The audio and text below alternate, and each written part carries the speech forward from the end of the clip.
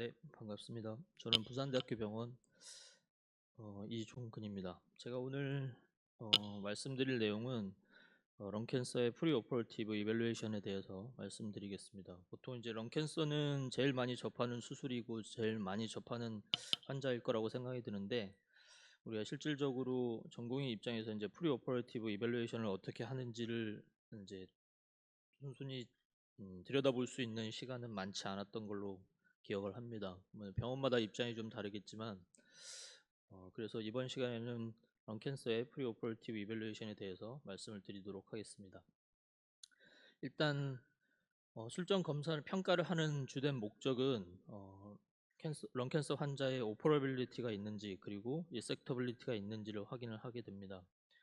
오퍼러빌리티라고 하는 거는 그 환자가 이제 수술을 시행을 했을 때 견뎌낼 수 있는 펑셔널한 그런 피지컬을 갖고 있는지, 이런 것들이 어세스해야 될 내용들이고, 리섹터빌리티라고 하는 거는 우리가 보통 TNM 스테이지로 컴플리트 리섹션이 가능한지, 이런 것들을 평가를 하는 게 대상이 되겠습니다.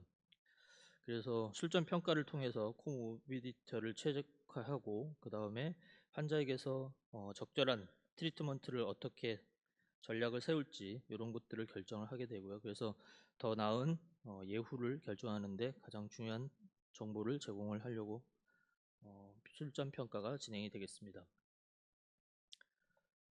먼저 런캔서가 의심되는 노듈이 발견됐을 때는 페이션트 팩터에서, 그리고 그 라디올로직 팩터로 확인해야 될 것들이 있고요. 그리고 다학제를 통해서 이 환자의 치료에 적합한 어떤 치료를 적합하게 시행을 할지, 그리고 금연을 카운셀링 해야 되는 것들이 있습니다. 먼저 환자의 팩터에 있어서는 연령이나 성별, 그 다음에 퍼포먼스 스테이투스, 동반 질환을 갖고 있는지 여부, 이런 것들이 확인해야 될 내용들이고, 그 외에도 이제 라디올로직 팩터로서는 이전에 말씀드린 대로 TNM 스테이지, 그 다음에 클리니컬리 TNM 스테이지가 어떤지, 종양의 크기나 위치, 이런 것들을 확인하고, 그 다음에 파렌키말 어브노멀리티를 COPD나 이런 것들을 갖고 있는지, 이런 것과 함께 펫이나 이런 것들 모달리티를 통해서 TNM 스테이징을 하게 됩니다. 먼저 이제 술전 평가에서 우리가 이제 진단을 하고 스테이징을 하기 위한 여러 가지 모달리티를 사용하게 되는데, 흔하게는 체스트 PA, 그 다음에 체스트 CT, 그리고 노듈이 조직 검사가 가능하게 된다라고 하면 PCNA나 브론코스코픽 바이옵시를 시행을 합니다. 최근에는 이부스 TBNA나 TBLB, 그 다음에 서지컬 바이옵시, 이런 것들을 통해서 서지컬 바이옵시를 통해서 조직을 컨펌을 하게 되고, 그렇게 되면은 펫CT와 브레인 MR, 업도멘 CT, 본 스캔, 이런 것들을 통해서 다른데 전이 여부를 확인하게 됩니다. 그래서 앞서 말씀드린 대로 이부스나 TBNA, 그다음 PCNA를 통해서 이제 바이옵시가 가능하다라고 하면은 캔서를 먼저 티슈 컨펌을 하게 되지만, 그렇지 못한 경우도 있기 때문에 그런 경우에는 체스트 CT나 펫CT를 통해서 캔서의 위치를 확인하고 바로 서지컬 다이아그노시스를 시행하기도 합니다. 그래서 아시겠지만 체스트 PA는 이렇게 체스트 PA에 이제 거시적으로 생기는 튜머, 이런 것들을 확인하게 되고, 체스트 CT를 그래서 튜머의 위치나 TNM 스테이지 확인을 위해서 CT를 찍기도 합니다. 그 외에도 이제 바이옵시가 가능하다라고 하면 브론코스코피를 통해서 안에 브론코스를 확인하고, 그리고 엔도브론키얼 리전이 있는지 이런 것들을 확인할 수 있습니다. 그걸 하면서 티슈 컨펌을 할 수 있으면 이부스를 이용해서 바이옵시를 시행하기도 하고, 그리고 페리팔에 있거나 바깥으로 이제 퍼큐테니어스하게 바이옵시가 가능한 경우에는 PCNA를 사용해서 CT 가이디드 PCNA로 티슈 컨펌을 시행을 합니다.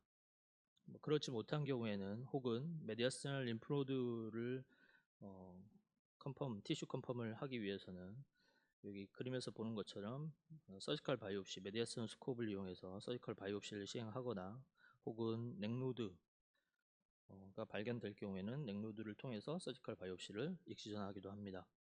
그 외에도 렁 자체에 페리페랄 노듈이 있는 경우에는 배츠를 이용해서 웨지 리섹션을 시행하기도 합니다. 그리고 나서 티슈 컨펌이 되게 되면 이제 PET-CT를 통해서 다른 데에 디스턴트 메타가 있는지를 확인하게 됩니다. 그리고 티슈 컨펌이 되게 되면 보통은 브레인 MR, 업도멘 CT 이걸 통해서 디스턴트 메타를 확인을 합니다. 그래서 이제 NCCN 가이드라인을 통해서 보면 이니셜하게 노드가 발견됐을 경우에는 앞서 말씀드린 그런 모달리티를 통해서 평가를 진행을 하고 캔서 스테이징을 클리니컬하게 스테이징을 시행을 하게 됩니다. 그리고 나서 스테이징이 됐을 경우에 어떤 치료를 하게 될지를 가이드라인을 통해서 확인을 하게 됩니다. 그래서 보통은 얼리 스테이지 T1, A, B, C 그 다음에 N0가 의심되는 얼리 스테이지 1A에서는 말씀드린 대로 그런 방법을 통해서 평가를 진행하고 조금 어드밴스드 스테이지 T2 이상이 되는 레벨 혹은 N 스테이지가 의심이 되는 경우에는 그리고 티슈 컨펌이 가능한 경우에는 브레인 MRI를 같이 시행을 해서 디스턴트 메타까지 확인을 하게 됩니다. 그리고 스테이지 2B 이상의 T3 인베이전이 보인다거나 CT상에서 3A 이상의 어드밴스드 캔서로 의심이 될 경우에는 체스트의 MRI를 통해서 여기 술전 서지컬하게 리섹션이 가능한지 여부를 확인하게 됩니다. 그래서 그 이외에 이제 클리니컬 스테이지 3A 이상이 되는 그런 스테이지에서는 우리가 N 스테이지를 평가를 하게 되고 N 스테이지를 평가하기 위해서 N0가 의심될 경우에는 그러니까 수술이 가능한 여부를 확인해서 서저리로 넘어가게 되겠지만 그렇지 못한 경우에는 N1이나 N2 노드가 의심이 되는 경우에는 우리가 N1 노드가 파지티브라고 의심이 되는 경우에는 앞서 말씀드린 대로 오퍼러빌리티를 확인해서 환자분이 이제 수술이 가능한지 여부를 확인하고 수술을 진행합니다. 하지만 N2 노드가 의심이 되는 것을 확인을 한다. 메디아스널 스코프를 통해서 티슈 컨펌을 했다거나 한 경우에는 T2 스테이지 그러니까 T1, 2, 3의 N2 노드 파지티브인 경우에는 바로 서저리로 넘어가지 않고 데퍼런티브 케모 RT를 같이 시행하거나 시스테믹 세라피를 해서 나중에 네오어즈번트나 이런 것들을 통해서 서저리를 할 수 있는지를 향후에 다시 평가하기도 합니다. 그리고 이러한 이제 환자들한테서의 이러한 컨디션을 확인하기 위해서 프리오퍼레이티브 루틴 랩과 함께 가장 이제 중요하게 생각하는 것이 풀모너리 펑션 테스트 그리고 렁 퍼퓨전 스캔이 되겠습니다. 그리고 심장 평가를 위해서는 마이오카디알 퍼퓨전이나 트레드밀 테스트, CAG 같은 것들을 하고 그 다음에 에코카디오그래피를 같이 시행을 합니다. 그 중에서 가장 중요하게 생각하는 것은 프리딕티브 포스트 오퍼레이티브 FEV1이고 이거는 이제 FEV1이 수술 이후에 얼마가 나올지를 예측하게 되는데 우리 프리딕티브 포스트 오퍼레이티브 FEV1을 계산하기 위해서는 보통은 이제 세그멘트별로 19개의 세그멘트를 갖고 있기 때문에 그 중에서 이제 몇 세그먼트를 절제를 할지 이런 것들을 산술적으로 계산하기도 하고 렁 퍼퓨전 스캔을 이용해서 퍼퓨전이 되는 정도를 확인해서 프리딕티브 포스트 오퍼레이티브 FEV1을 계산하기도 합니다. 그래서 앞서 말씀드린 대로 세그멘트를 이용해서 프리딕티브 포스트 오퍼레이티브 FEV1을 계산할 경우에는 19개, 보통은 19개 렁 세그멘트 중에 절제 이후에 남아있는 펑셔널한 세그멘트가 몇 개인지를 계산을 해서 그것으로 수치를 예측하기도 합니다. 혹은 이제 정량적으로 보는 CT를 찍어서 령 퍼퓨전 스캔과 거의 비슷한 동일한 결과를 나타내기도 합니다. 그래서 다시 한번 정리를 하면 세그멘트 카운팅을 하는 아나토미컬 메소드로는 프리딕티브 포스트 오퍼레이티브 FEV1은 계산할 수도 있고, 혹은 퍼퓨전 메소드로 퍼퓨전 스캔을 통해서 우리가 이제 몇 퍼센트의 퍼퓨전이 되는지 여부를 확인하고 그 퍼퓨전 된 정도의 양으로 계산할 수가 있겠습니다. 그래서 보통은 여러 가지 이제 수준점 평가 중에서 프리딕티브 포스트 오퍼레이티브 FEV1이 30% 미만으로 예측이 되는 경우엔 하이 리스크 페이션트로 우리가 이제 보통은 스탠다드한 로벡토미나 유번액토미는 가능성이 조금 힘들 가능성이 있습니다. 그 다음에 이제 그 사이에 30에서 60%가 예측이 된다라고 하면은 중증도의 위험을 갖고 있기 때문에 그런 경우에는 조금 더 정밀한 심장 평가와 카디오 펄모너리 엑서사이즈 테스트 등의 이런 정밀 검사가 조금 필요하게 되겠습니다. 앞서 말씀드린 대로 카디오 펄모너리 엑서사이즈 테스트는 PFT만으로는 불충분하기 때문에 우리가 이제 카디오바스큘라, 그 다음에 레스피레이터리, 메타볼릭 시스템을 총동원해서 할 수 있는 지금까지는 조금 더 정확하고 강력한 예측 인자로 알려져 있습니다.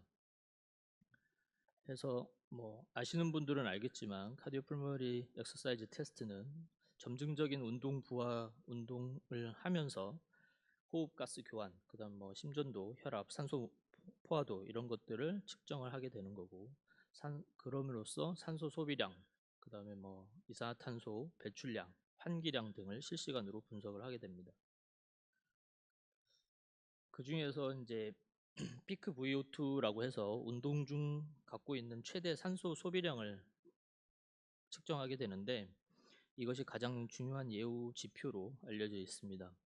그 외에도 아네로빅 스레솔드로 무산소 역치, 그러니까 산소 공급이 불충분해져서 젖산이 축전되는 시점을 우리가 AT라고 계산을 하고 그래서 측정을 하게 됩니다. 이런 것들이 수치가 낮은 경우에는 수술 위험이 증가가 되는 것으로 알려져 있습니다.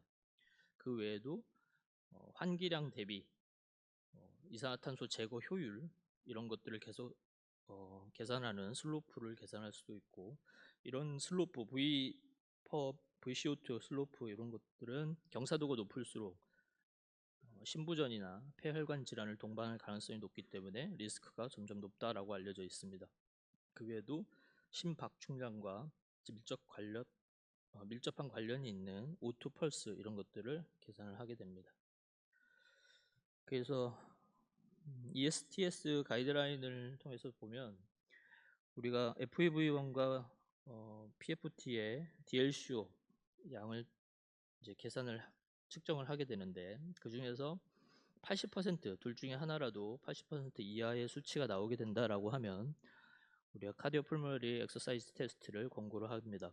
그래서 VO2 피크 값을 구하게 되고, 그 중에서 20ml per kg per 분 이상이 되는 최대 산소 소비량을 갖고 있다라고 하면 이 환자는 로우 리스크 페이션트로 우리가 계획했던 리섹션, 로벡토미나 뉴모넥토미까지도 가능하다라고 알려져 있습니다. 그 다음에 이제 카디오풀모너리 엑서사이즈 테스트에서 피크 VO2 수치가 10 이하로 떨어져 있는 경우에는 예정하고 있는 로벡토미 이상급의 스탠다드 리섹션이 불가능하다. 그래서 다른 치료 옵션을 생각해 봐야 됩니다. 그 사이의 값은 인터미디에이트 리스크 페이션트로서 앞서 말씀드린 대로 프리딕티브 포스트 오퍼레이티브 FEV1 DLCO를 계산을 하게 됩니다. 그래서 그 중에 값을 보고서 그 사이 수치를 갖고 있다라고 하면 이 환자한테 어떤 것이 더 나은 치료가 될지를 고민을 해서 결정을 하라고 되어 있습니다. 그래서 중간 정도의 위험도를 갖고 있다라고 보시면 되겠습니다. 마찬가지로 마체카 학회에서도 발표하는 내용으로서는 거의 동일한 내용을 갖고 있습니다. 루틴 렁 펑션 테스트를 해서 FEV1이 1.5리터 이상이면 로벡토미 가능군, 그리고 FEV1이 2.0리터 이상이면 유모넥토미까지도 가능하다로 돼 있고, 그 이외에 그 정도의 수치가 나오지 않는 환자들한테에서는 렁퍼퓨전 스캔을 통해서 프리딕티브, 포스트 오퍼레이티브 FEV1과 DLCO를 같이 계산을 해라, 이렇게 돼 있습니다. 그 중에서도 프리딕티브 포스트 오퍼레이티브 FEV1과 DLCO가 40% 이하로 떨어져 있으면 CPACT를 통해서 VO2 max를 확인하고 그 수치의 값을 가지고 하이 리스크 혹은 로우 리스크, 이렇게 리스크를 해서 치료 방향을 결정하라고 되어 있습니다. 권고하고 있습니다. ACCP 가이드라인에서도 마찬가지로 풀모리 펑션 테스트를 시행을 하고, 거기에서 이제 수치를 보고서 프리딕티브 포스트 오퍼레이티브 FEV1과 DLCO를 계산을 합니다. 그 중에서 이제 그 값이 60% 이상이다라고 하면 로우 리스크 페이션트로 수술을 진행을 하고, 그 외에도 프리딕티브 포스트 오퍼레이티브 FEV1 DLCO가 30% 미만인 경우에는 CPACT를 권유를 합니다. 그래서 앞서 말씀드린 대로 똑같이 CPACT를 시행을 하고 피크 VO2 값을 이용을 해서 하이 리스크와 모더레이트 리스크 이렇게 나누게 됩니다. 여기서 말하는 로어 리스크 페이션트는 우리가 이제 모탈리티를 1% 이하로 보고 메이저 아나토미컬 리섹션이 가능한 그룹으로 얘기를 하고 있고, 하이 리스크 페이션트 같은 경우에는 10% 이상의 모탈리티를 갖고 있으면서 우리가 스탠다드한 로벡토미 이상의 리섹션은 불가능하다, 얼터너티브 서지컬 혹은 넌 서지컬 옵션을 고려하라고 되어 있습니다. 그래서 정리를 하면 CPACT에서는 VO2 max의 값을 가장 중요하게 생각을 하고, 20 이상의 20ml 이상의 수치가 나오게 되는 경우엔 수술이 가능군, 그리고 10 이하로 떨어지면 수술 금기 혹은 대체 치료를 권장하고 있습니다. 그 외에도 아네로빅 스레솔드나 VCO2 슬로프를 가지고 위험군을 나누기도 합니다. 그래서 케이스를 보면서 적용을 시켜보도록 하겠습니다. 첫 번째 케이스는 컴프로마이즈드 렁 펑션을 갖고 있는 환자였고, 렁 캔서로 스쿼머셀 카시노마 진단이 됐고, 클리니컬 스테이지는 T1C N0 M0로 스테이지 1A 3였습니다. 라이트 미드롭이었고, 하지만 환자는 PFT가 FEV1이 51%, 그리고 DLCO가 65%이면서 COPD를 갖고 있는 환자여서 우리가 앞서 말씀드린 대로 60% 이상이 됐기 때문에 렁퍼퓨전 스캔을 시행을 했고, 렁퍼퓨전 스캔을 이용을 해서 라이트 미드롭에 퍼퓨전이 얼마나 되는지를 확인을 하였습니다. 그래서 프리딕티브 FEV1을 계산을 했고 약 43%로 계산이 되었습니다. 하지만 스테럴 테스트 계단 3층 정도는 안 쉬고 올라갈 수 있는 정도였고, 에코카디오그래피에서는 노멀이었습니다. 그리고 CPACT에서는 VO2 맥스 값이 25.4로, 그 다음에 메타볼릭 이퀴벌런츠는 6.0 정도로 나왔습니다. 그래서 환자분은 특별한 문제 없이 로벡토미를 바로 진행을 했고, POD 5일째 아무런 문제 없이 퇴원을 할 수 있었습니다. 케이스 두 번째는 역시 컴프로마이즈드 렁 펑션을 갖고 있는 환자였고, 라이트 로어 롭에 튜머 사이즈 렁 매스를 갖고 있는 슈페리어 세그멘트의 렁 매스를 갖고 있는 환자였습니다. 클리니컬리 T2A N0가 의심되는 환자였고, TMT 검사를 해봤을 때 포지티브 소견의 매츠는 10.5였습니다. 그래서 카디올로지 컨설트를 해서 모더레이트 리스크로 판단이 되었고, PFT에서는 FEV1이 62%, DLCO가 90%였고, 그래서 렁퍼퓨전을 스캔을 하였습니다. 렁퍼퓨전 스캔해서 시행한 프리딕티브 포스트 오퍼레이티브 FEV1은 45%였고, CPACT 값은 VO2 max가 16.2 정도로 나왔고, 그래서 원룸 벤틸레이션을 하면서 CO2가 차는 이런 이벤트가 발생하였습니다. 그래서 수술은 슈페리어 세그멘텍토미를 진행을 하였고, 이렇게 아텔레타시스가 생겼지만 환자는 큰 문제 없이 퇴원이 가능하게 되었습니다. 그래서 카디악 이밸루에이션을 어디까지 할지 이런 것들을 우리가 이제 고민을 하게 되는데, 흉부 수술을 하고 나면 우리가 이제 수술 이후에 렁 리섹션 이후에 무기폐나 폐 순응도가 감소한다거나 DLCO가 감소하는 등의 저산소증이 발생을 합니다. 이런 것들이 호흡량을 증가를 하게 만들고, 이런 것들은 모두 마이오카디알 옥시전 서플라이를 감소시키기 때문에 이러한 미스매치가 이스케미아를 유발할 수 있게 되고, 이를 통해서 뭐 부정맥이든 APB든 우려성 심부전이든 심지어 MI까지도 이어질 수가 있게 됩니다. 이러한 수술 후 환자들은 관상동맥 협착을 악화시킨다거나, 혹은 이제 플라크가 파열이 돼서 떨어져 나가는, 혹은 풀모의 스럼보 엠볼리즘의 발생 등을 통해서 심장에 부담을 줄 수 있는 상태가 될 수 있습니다. 그래서 주요 폐 절제술 후에서 폐혈관층 이런 것들이, 풀모널 바스큘라리티가 떨어지는 것들은 프리로드를 증가시키고 우려성 심부정을 악화시킬 수 있습니다. 그래서 우리가 렁 디섹션 수술에서는 카디악 이밸루에이션이 그만큼 중요하게 됩니다. 그럼 어떤 환자에게서 너인베이시브 카디악 스트레스 테스팅을 해야 되는지, 혹은 코로너리 안지오를 해야 되는지, 아니면은 어떤 검사도 없이 이렇게 진행할 수 있는지, 이런 것들을 고민을 하게 되는데, ACCC 가이드라인에 의하면 카디오바스큘라 리스크를 갖고 있는 것들을 이제 세 가지 그룹으로 나눠서 메이저, 그 다음에 인터미디에이트, 마이너 리스크를 갖고 있는 환자들로 구분을 합니다.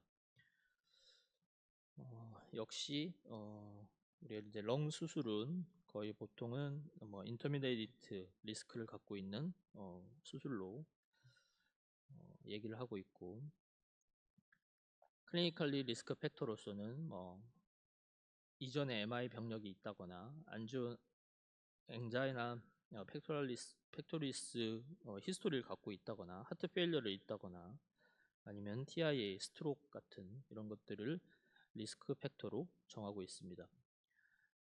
그리고 C팩트가 아니더라도 환자한테서 피지컬 액티비티를 보고서 어느 정도의 메타볼릭 이퀴벌런트를 갖고 있는지를 검사를 할 수가 있게 됩니다. 보통은 1 메타볼릭 이퀴벌런트가 안정시 우리가 산소 소비량을 그걸로 정했는데, 보통은 3.0이라고 알려져 있습니다. 통상적으로는 3.5 정도 밀리리터 O2를 갖고 있는데, 이것을 1로 측정을 하고 그 외에 운동량에 따라서 매츠 값을 나타내게 됩니다. 그래서 이제 보통은 카디악 리스크를 판단하는 데 있어서 매츠 값이 4에서 6 이상을 갖고 있으면 카디악 리스크는 그리 많지 않다 이렇게 알려져 있고, 6 매츠 이상이 될 경우에는 카디악 이밸루에이션상 안전하기 때문에 추가 검사나 이런 것들이 좀 불필요하다, 바로 수술이 진행이 가능하다라고 알려져 있습니다. 그래서 이제 보시면은 뭐 발리볼 이런 게 3.0 매츠고, 댄싱이 4.8 매츠, 뭐 바스켓볼 8.0 매츠, 이런 것들로 추정을 할 수 있게 됩니다. 그 외에도 뭐 시속 뭐 몇 킬로로 1.5km로 걷기 내지는 뭐 조정, 이런 것들이 이제 매츠 값이 정해져 있어서 환자한테서 굳이 C팩트를 하지 않는 정도의 펑션을 갖고 있다라고 하면 이런 가벼운 테스트를 통해서 환자의 펑셔널 액티비티를 확인할 수 있게 되고, 앞서 말씀드린 대로 6매트 이상의 펑셔널한 액티비티를 갖고 있다라고 하면은 뭐 수술이 가능하다라고 볼 수 있게 됐습니다.